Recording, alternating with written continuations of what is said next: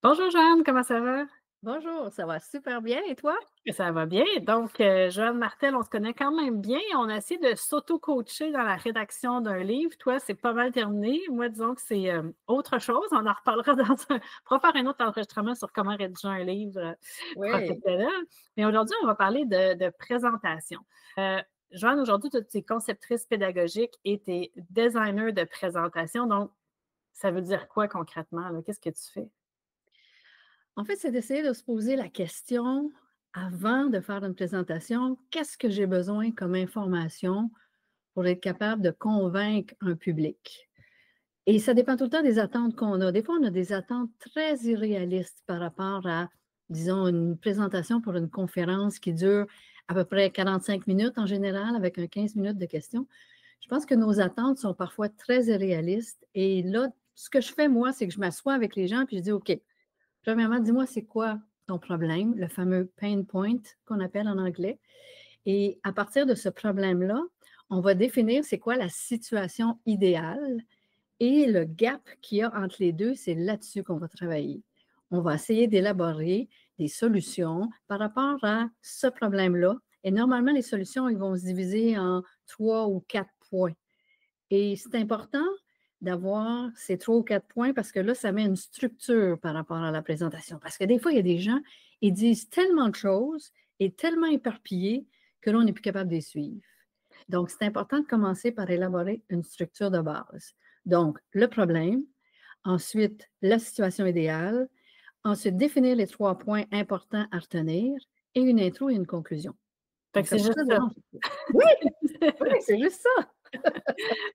Puis, toi, c'est quoi parce que toi, tu n'as pas étudié là, en design de conception, de présentation. Donc, c'est quoi qui t'a amené à t'intéresser autant aux présentations dans un contexte professionnel? Premièrement, j'ai vu énormément de présentations dans ma vie là, parce que j'ai travaillé dans le système de santé et on est submergé par des présentations dites visuelles. Et à un moment donné, j'avais une présentation importante à faire et il était question d'afficher un poste d'infirmière supplémentaire. Et je me disais comment j'allais faire pour les convaincre. Et je suis tombée par hasard sur un livre qui s'appelle Présentation zen, que je recommande à tout le monde, qui a été écrit par Gar Reynolds, qui est un Américain qui vit maintenant au Japon et qui, lui, mettait beaucoup l'accent sur le design, sur la clarté d'un message, sur épurer tout ce qu'il y a autour pour justement être capable de mettre l'emphase sur les points importants à retenir. Alors que ce qu'on voit actuellement, c'est seulement une surabondance d'informations qui noie complètement le message qu'on veut transcrire. Tu sais, c'est important de se poser la question, qu'est-ce que je veux qu'ils retiennent? Et ça ne devrait pas être tout ce que vous avez appris pendant 15 ans là, ou 20 ans. Là. Parce que les gens, ils vont tout donner. Ils veulent que leur audience sache tout, ce qui est tout à fait impossible en l'espace de 45 minutes. Je vous dirais que si vous avez un problème et une ou deux solutions, c'est déjà beaucoup. Pourquoi on se parle aujourd'hui, c'est que moi, j'essaie de trouver aussi des idées pour aider des clients que j'ai qui sont souvent dans des milieux B2B et puis là, qui se font proposer ou qui soumettent une idée pour présenter, par exemple, dans un colloque, un congrès, une rencontre d'une association, une chambre de commerce qui organise un événement. Et là, ils ont une occasion de monter sur scène et de parler de ce qu'ils font. Donc, moi, justement, c'est l'occasion de se positionner comme un expert. Tu sais. Donc, tu n'es plus juste un fournisseur de services quelconque, tu es vraiment un expert parce que quelqu'un d'autre, une tierce partie, t'a demandé de venir parler devant les autres. Puis, dans ce contexte-là, ce serait quoi, selon toi, les premières étapes? Là? Comment on fait pour, là, tu parlais de structure et tout ça, non, mais la première étape, là, présentation dans un mois, je commence par quoi, là? Un, bien définir c'est quoi le problème. Il Le faut problème que vivent les gens qui sont devant vive moi. C'est pas mon l'audience, problème à exactement. moi. Non, c'est ça, c'est ça. On n'est pas là pour vendre quelque chose dans le fond. Ça sous-tend une espèce de vente, mais en quelque part, il faut beaucoup plus se pencher sur qu'est-ce que l'audience rencontre comme problématique et comme qu'est-ce que je pourrais faire pour les aider. Je pense que ça, c'est essentiel. Commencer par ça. Et après ça, vous allez définir comment vous allez les aider. Donc, à partir de vos expériences. Je dis souvent d'utiliser l'acronyme AIDE, A-I-D-E. Et à travers cet acronyme-là, il y a le A pour l'attention. Comment vous allez capter l'attention dès votre introduction? Parce qu'en général, les gens vont arriver sur scène: «Bonjour, je m'appelle un tel, nanana». Il n'y a rien de plus plate que ça. Essayez de vous faire présenter par quelqu'un d'autre et quand vous arrivez, vous rentrez direct dans le vif du sujet, dans la problématique que vous voulez régler avec l'aide de votre de ce que vous allez présenter. Donc, on évite de présenter la firme pour qui on travaille, puis tous les services qu'on offre et tout ça, là. Non, c'est pas un pitch de vente, là. Vous venez ici pour régler le problème de votre public et à OK. travers cette présentation-là, les gens vont vous reconnaître comme un expert. Donc, captez l'attention et pour interaction. Faites-les réfléchir en leur posant des questions. Vous pouvez même leur faire des petits exercices. Prenez 1 minute pour écrire une réponse à des questions. Les interactions sont super importantes parce que ça leur donne le temps de réfléchir aux informations que vous venez de leur transmettre. Maintenant, on a des outils comme Menti ou plein de trucs interactifs qu'on peut utiliser, même si on veut aller On vers peut, puis moi je te dirais que c'est bien cute tous ces éléments-là, mais un mais papier et un pas. crayon, c'est encore aussi efficace. Puis même encore plus, je te dirais. L'autre chose, c'est le D pour le data. Alors, c'est là que vous pouvez sortir des statistiques, toutes les informations que vous avez sur une situation particulière. Et E, c'est pour émotion, exemple. Et ça, les gens ont toujours bien peur dans le milieu de la business de rentrer dans ce qu'on appelle émotion. Mais sachez que la majorité des gens prennent leurs décisions à partir de leurs émotions. On ne prend pas de décision de façon rationnelle. On va prendre une décision parce que ça nous fait vibrer et après ça, on va aller utiliser des études et quoi que ce soit pour venir rationaliser notre décision. Pour pouvoir challenger ces émotions-là, on peut surprendre les gens, soit que vous amenez un objet hétéroclite que vous voulez présenter ou vous voulez faire une démonstration. Un objet, ça peut surprendre les gens. D'autres situations aussi, c'est de raconter, je ne dirais pas une histoire parce que là, les gens disent: «Oh, storytelling». Raconter un exemple, une expérience que vous Anecdote, avez un cas vécue. vécu. Exactement. Puis comment, à travers, mettons que c'est un de vos clients, comment à travers cette expérience-là, il a réussi à passer à travers le problème que vous exposez. Ça, c'est parlant. Ça résonne auprès de l'auditoire et ça permet aussi de reconnaître votre expertise. Voici comment nous, on a réglé un problème et vous le dites sans donner toutes les étapes que vous avez suivies. Donc, c'est une façon d'aller rentrer les informations à travers un exemple et à travers une histoire. Puis quand tu écoutes une histoire, tu vas t'en souvenir aussi. Tu sais, il y a beaucoup de trucs que tu donnes qui prennent en compte comment le cerveau fonctionne. Tu sais, souvent, les gens, ils pensent pas à ça quand ils font leur présentation. Écoute, je pense qu'avant de former, d'enseigner, la première étape, c'est d'apprendre comment les gens apprennent, comment les gens traitent les informations de par la mémoire des sens, la mémoire de travail, qui est celle qui va capter toutes les informations, et la mémoire à long terme. Parce qu'encore une fois, si on s'imagine que tout le monde va se souvenir de ce que vous venez de leur présenter en 45 minutes, c'est une utopie, c'est impossible. C'est la première exposition qu'ils ont avec votre expertise. Et moi, je dis souvent aux gens, vous avez fait une présentation, maintenant faites votre suivi. Mmh. Parce que c'est seulement après que là, ça va se passer. Là, c'est le temps d'aller voir les gens. Vous avez peut-être suscité leur intérêt, leur curiosité. C'est ça le but d'une présentation en 45 minutes, là. C'est comme une porte d'entrée, là, mais tu sais, ça Exact. va faut pas compter là-dessus, comme tu dis, quand on a des objectifs irréels pour que penser qu'après ça, là, on va crouler sous les demandes de clients, là, pour résoudre leurs problèmes, là.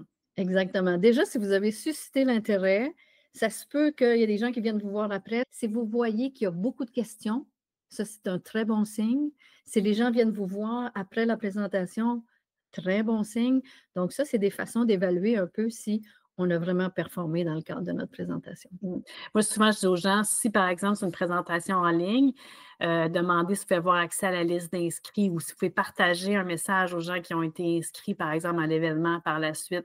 Donc, des fois, quand on hésite à un événement puis à un autre, bien, si on a accès aux personnes, ça, c'est un plus parce qu'après ça, on peut justement faire des suivis. Tu sais. Hyper important, ça, Marie-Ève, parce que moi, je dis souvent, vous devez laisser une trace après votre présentation. Que ce soit un petit document de référence, moi, je parle souvent de la fameuse feuille 8,5-11, recto verso, qui explique un peu ce que vous venez de partager, parce que le grand danger, là, c'est d'essayer de faire une présentation qui va devenir un document à remettre. Et ça, c'est un non-non, là. Donc, laissez une trace. envoyer ce document-là 24 à 48 heures après, avec vos coordonnées, avec des codes QR pour vous rejoindre. Donc, tout ça, c'est des éléments qui vont maintenir l'attention des gens sur votre Mmh. Fait que expertise. c'est une étape dans une série là, d'étapes qui va c'est un Exact. point de départ. Donc, disons que là, j'ai identifié, donc si on veut identifier le problème aussi, moi, je dis aux gens de demander qui va participer. Est-ce qu'on peut avoir une liste des participants déjà pour avoir une idée? Si je me rends compte que c'est tous des DG ou c'est des employés, des gestionnaires de premier niveau, je ne vais pas faire la même présentation, tu sais. Donc, savoir qui est dans la salle, là, tu sais. Oui, parce qu'on dit souvent, plus on monte dans la hiérarchie, plus il faut que ça soit court. Il faut que OK. ça soit direct, il faut qu'on saute direct dans le sujet, il faut nommer le résultat en partant et après ça, on va c'est un peu comme une approche journalistique où, avec notre titre et avec le premier paragraphe, on sait déjà où est-ce Où qu'on on s'en s'en va. va et après ça, on va rajouter les détails nécessaires jusqu'à temps qu'ils veulent partir parce qu'ils ne sont pas très patients en général. Donc, si je sais à qui je m'adresse, j'ai une idée du problème qu'ils peuvent régler, dans ma présentation, ce serait quoi l'autre étape, là? Qu'est-ce qu'il faudrait que je prépare, là? Et si on parle de design comme tel, là, ou si on parle de défauts, là, je dirais oublier d'écrire trop de texte sur une diapositive. Parce que le danger avec ça, quand on a appris comment le cerveau traite les informations, si vous mettez beaucoup de texte et que vous parlez en même temps, les gens font face à un conflit d'attention et ils doivent choisir qu'est-ce qu'ils vont faire. Est-ce que je vais lire la diapo ou est-ce que j'écoute le présentateur? Alors que si vous utilisez des mots-clés, des aides visuelles, des graphiques, des statistiques, un tableau qui va être clair, il ne faut pas que ça soit rempli d'informations pour que les gens soient portés à lire, parce que les gens, en fait, ils sont venus vous entendre. C'est vous qui avez l'expertise. Mmh. Alors, il faut essayer d'éviter l'infobésité que j'appelle. C'est-à-dire, aussitôt qu'il y a plus que 3 groupes de mots, on est dans l'infobésité. Et le fait de laisser de l'espace aux mots que vous allez mettre, ça va leur donner de l'emphase, ça va leur donner de leur importance. Et ça va rester collé dans la mémoire des gens. Alors que c'est encore une fois, si vous les submergez, ils vont se mettre à lire et ils ne vous écouteront plus. C'est impossible de faire les deux en même temps. Physiologiquement, vous essayez de lire un document et de répondre à une question en même temps ou d'écouter quelqu'un. C'est pas possible, là. Puis là, si je regarde en termes de contenu, est-ce que je me fais une table des matières? Tu sais, c'est quoi les éléments? Il faut que j'aie une introduction, par exemple, au début, Faire j'imagine? une introduction. Donc, dans l'introduction, ce qu'on fait souvent, c'est qu'on va introduire une histoire ou une statistique ou quelque chose qui va vraiment surprendre les gens. Aller chercher l'attention. Exact. Et ensuite, on va faire le lien avec la problématique. Comme si je raconte une histoire, puis là, vous pouvez dire aux gens, pourquoi je vous raconte ça? Ben, c'est parce qu'actuellement, on fait face à telle problématique. Donc, OK. aujourd'hui, ce qu'on va voir en 3 points distincts, 1, 2 et 3, voici ce que moi, je vous propose comme résolution. On Donc, peut toi, faire tu ça. dis 3 points distincts qui vont venir supporter ta résolution de problème. Exact. Parce que, en général, la mémoire de travail est capable de soutenir environ 3 à 4 points. Donc, c'est facile de suivre. Et dans votre présentation, au niveau du design, à chaque fois que vous allez changer de thème, vous allez utiliser une transition qui va envoyer un message qui dit oups, OK, on change de thème. Donc, pour la personne qui assiste à la présentation, elle est capable de vous suivre. Moi, je dis souvent, c'est l'histoire des 3 thèmes puis tout ça, c'est comme un GPS, c'est un guide pour vous suivre. Et ça facilite le traitement des informations et aussi l'accompagnement à travers tout le long de la présentation. Donc, ça, c'est pour l'intro. Après ça, vous allez donner les 3 thèmes ou les 3, 4 thèmes que vous voulez présenter. Quand on est rendu assez habile au niveau des présentations, on peut même partir d'une histoire et à travers l'histoire, on va aller rattacher les 3 points qu'on veut présenter. Mais quand on débute, des fois, on se dit, ah, OK, je vais y aller de façon linéaire, de façon assez traditionnelle. Puis c'est correct aussi, là. L'important, c'est que les gens soient capables de vous suivre à travers toute votre démarche. Et finalement, la conclusion, c'est important de l'annoncer. C'est important de dire, bon, ben pour conclure, et non pas arriver comme un cheveu sur la soupe puis amener. Non. Pour conclure, pour terminer, voici les 3 points importants à retenir. Tu les résumes de nouveau. Et là, on nomme encore. Et vous savez, votre message, là, vous pouvez le répéter 3, 4, 5 fois dans le cadre d'une présentation. Il n'y en a pas de problème parce que c'est ça que les gens ont besoin. Et il y a eu des études là-dessus qu'on pouvait aller même jusqu'à répéter 20 fois le message. Si je vous dis 4 ou 5 fois, c'est quand même pas énorme. Donc, on résume les 3 points et on essaye de guider les gens vers qu'est-ce qu'on devrait faire dès demain matin. Leur donner 1 ou 2 call to action qu'on appelle en anglais ou des appels à l'action que les gens sont capables de mettre en œuvre rapidement. Si vous avez besoin d'aide, vous pouvez nous appeler. Si vous pouvez commencer à déjà écrire tel truc. Donc, vous leur donnez un guide pour qu'ils soient capables de déjà s'engager dans une démarche. Et finalement, au lieu de mettre le fameux point d'interrogation et le fameux merci que vous allez dire. Ou le bonhomme Microsoft blanc qui fait comme un signe de question. Les bonhommes pas de face, là, oubliez ça, ça date des années 2010. On ne veut plus les voir, ça fait déjà une quinzaine d'années qu'on devrait avoir oublié ces bonhommes pas de face-là. Il y en a toujours une période de questions en général. Vous n'êtes pas obligé de mettre. Ce que vous devez finir, par contre, c'est une inspiration. Vous devez inspirer les gens. Mettez une image qui va être impactante. Finissez avec une citation qui va leur donner le goût d'aller plus loin. C'est votre dernier feu d'artifice, là. Vous le savez, le dernier, là, ça pète de partout, mais c'est ça que ça doit être. Et en plus, C'est une impression. Ouais. c'est la diapositive qui va être à l'écran le plus longtemps. Alors, imaginez si vous avez un point d'interrogation dans le dos pendant que vous répondez aux questions. C'est pas très, très gagnant. Tu veux pas cette association-là avec ta face. Là. Exactement. Puis, pour revenir à un point, tu parlais d'histoire. Bon, des fois, les gens, storytelling, imagine, il faut que tu racontes un roman ou une intrigue policière, mais le storytelling dans les présentations, ça veut dire quoi là, exactement? Le storytelling dans les présentations, c'est de présenter des exemples concrets ou d'aller chercher même des analogies. Les gens ont besoin de pouvoir faire des liens entre des concepts abstraits peut-être que vous présentez et la réalité. Ça, on va dire c'est comme telle situation. Donc ça nous permet de mettre une image concrète. En fait, Matthew Dix, il dit souvent que le storytelling, c'est de mettre du cinéma dans la tête des gens. Alors, c'est comme si lorsque vous racontez votre histoire, les gens sont capables d'imaginer comment ça s'est passé. Aussitôt que vous dites j'étais dans mon bureau en train de calculer les derniers résultats de notre Q4 et mon boss est entré dans le bureau. Aussitôt, les gens là, vont être capables de s'imaginer cette situation-là et vont être capables de se dire il est peut-être dans le trouble, lui. Là. Qu'est-ce qui va arriver?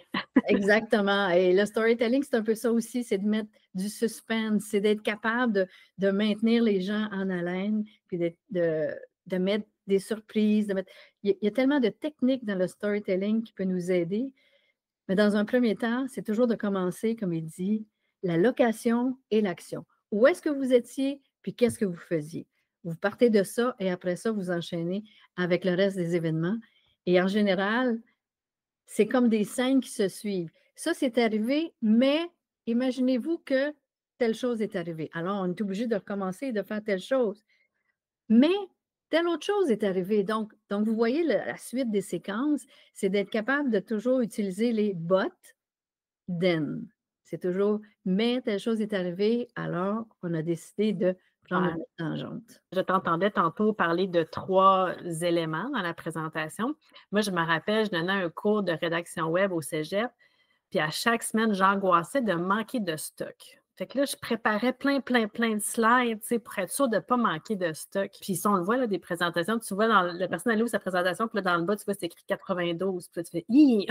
On va être ici longtemps! » Fait que, toi, comment tu vois ça, là, comme tu parlais un peu d'obésité de contenu, là, qu'est-ce que tu dis aux gens à propos de ça? Probablement, la première erreur, c'est mettre le numéro de page. Je dis souvent ça, j'avais déjà vu une présentation, c'était marqué 8 de 126. Tu sais, les gens voulaient partir en à la tête. On oublie le plus possible, vous pouvez mettre votre logo, tous vos éléments, j'appelle ça des éléments de distraction dans le fond. On peut les avoir au début sur la première diapo et à la fin pour vraiment démontrer l'affiliation, savoir à qui on appartient, de où on vient. Mais à chacune des diapos, c'est comme trop. Je n'ai pas besoin de savoir que vous travaillez pour telle compagnie à chaque diapositive. Fait que les genres de masques là, qu'on appelle là, dans PowerPoint, par exemple, tu ne traites pas sur les masques. Je ne traite pas. Ben, en fait, On peut avoir un masque, mais pas pour toutes les diapositives. On peut en avoir un pour le début, pour la fin. Et ça, c'est un problème que j'ai souvent avec les coms, c'est qu'ils s'imaginent qu'on va imprimer la présentation visuelle. Et ça, c'est un autre danger. Une présentation visuelle, ce n'est pas fait pour être imprimée. Est-ce que tu partages ta présentation après? Tu sais, Oui, mais je ne devrais pas. Ce n'est pas ça que je partage. Je vais partager un guide, comme tu as déjà fait. Je vais partager un document Word de 3-4 pages qui explique ce que j'ai dit. C'est quelque chose qui va se tenir tout seul. Alors qu'une présentation visuelle, elle a besoin de moi. Ouais. Elle a besoin du présentateur pour faire du sens. Si j'ai juste des mots-clés, là, ça ne me dira pas grand-chose. Donc, ça, c'est important au niveau du design, d'essayer d'éliminer tout ce qui est distraction, logo, numéro de page pour les diapositives du milieu.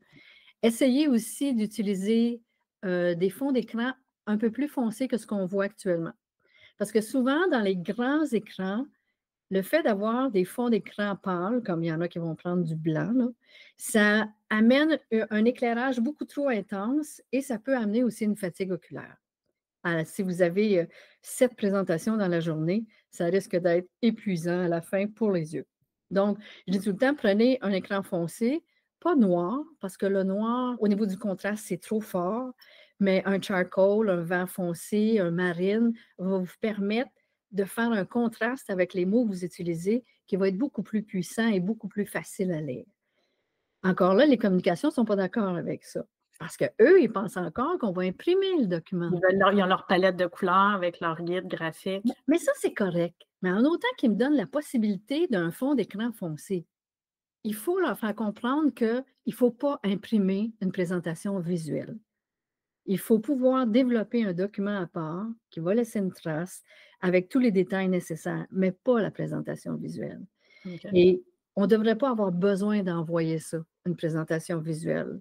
Ça va me prendre énormément de temps à passer ça comme message parce que je me le fais dire encore la semaine dernière, je me l'ai fait dire, les coms, ils ne voudront pas, ou les coms. Je pense que ma prochaine clientèle cible, ça va être les coms. Donc, sinon, y a-t-il des guidelines par rapport au nombre de diapos? Si j'ai 45 minutes à faire, est-ce que c'est vrai ou pas vrai, là, ces normes-là de nombre de diapos? En fait, il n'y a pas de nombre de diapos prescrites. C'est important de respecter le temps. Ça, c'est ce qui est important. Je peux avoir 120 diapos et les présenter en 20 minutes. Ça dépend de mon débit. Ça dépend de ce que j'ai sur mes diapositives. Normalement, je ne devrais pas passer plus que 2 minutes sur une diapositive. Et si j'ai une diapositive chargée, en fait, je devrais y aller avec des animations qui vont présenter les informations une à la fois. Éventuellement, à la fin, ça se peut que ma diapo soit chargée, mais je n'ai pas surchargé le traitement des informations parce que je suis allée de façon séquentielle, une à la fois, pour avoir une idée globale à la fin. Parce que sinon, les gens vont, ou si c'est du texte, les gens vont lire. Les gens vont lire et en plus, leur débit de lecture est beaucoup plus rapide que votre débit vocal. Alors, eux, ils vont avoir fini de lire la diapo et ils vont avoir juste envie de dire « OK, next ». Mais vous n'avez pas fini, là. Et ça amène une asynchronicité qui est vraiment déplaisante, là. Donc, essayez d'éviter ce genre de truc-là. Les animations, ils doivent être utilisées de façon intentionnelle. Et si vous présentez un à la fois, votre intention, c'est justement que les gens vous écoutent et non pas qu'ils se mettent à lire la diapositive au complet. Mais il n'y a pas de maximum de diapositives. Mais ce que ça veut dire, c'est que vous devez vous pratiquer. OK. La pratique, c'est comme de base, c'est minimum, je vous dirais, pratiquer au moins 3 fois la présentation au complet. Si ça fait plusieurs fois que vous la faites, vous pouvez pratiquer votre intro et votre conclusion parce que ces 2 parties-là, vous devriez les posséder sur le bout de vos doigts. Est-ce qu'on fait des notes? Est-ce qu'on écrit notre texte? Comment tu vois ça? Vous pouvez écrire les grands points sur une feuille de papier. Ça, il n'y a pas de problème. Je veux dire, même les grands orateurs ont toujours des feuilles de papier avec eux.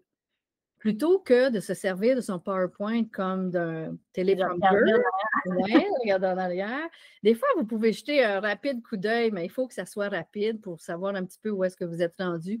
Puis, ça peut vous aider aussi à ne pas vous éparpiller dans votre présentation parce qu'il y en a qui partent, là, puis qui peuvent vraiment s'éloigner du sujet. Donc, le fait d'avoir le PowerPoint en arrière, ça peut les aider. Mais l'idée, c'est de ne pas lire textuellement ce qu'il y a. Il n'y a personne qui a besoin d'un cours de lecture 101. Mhm. Si votre présentation, elle est bâtie comme ça, là, vous pouvez l'envoyer, votre PowerPoint, puis il n'y a pas personne qui va venir à votre présentation. On n'a pas besoin de lire, on a besoin de vous entendre, on veut entendre votre expertise, donc c'est ça qui est important. OK. Puis, c'est quoi ton cheval de bataille, là? Qu'est-ce que tu essaies de faire changer le plus chez les gens qui donnent des présentations? Ce que j'essaye le plus, c'est qu'on respecte cette phrase-là. On ne peut pas lire une diapositive et écouter le présentateur en même temps. Si on est capable de réduire le texte, d'être un peu plus visuel, un peu plus d'illustration, on est déjà au deuxième but. On a une longueur d'avance. Hey, merci beaucoup, Joanne, pour tes conseils. Ceux qui veulent en savoir plus, c'est un site web qui s'appelle justement Présenter autrement. Donc, puis aussi, tu es sur LinkedIn. Je vais mettre sûrement là, ton nom quelque part dans le texte qui va accompagner cette publication puis la vidéo. Merci encore pour ton temps. Puis, on se reparle bientôt. Ça fait plaisir. Allez, à Bye bientôt. bye. Au revoir.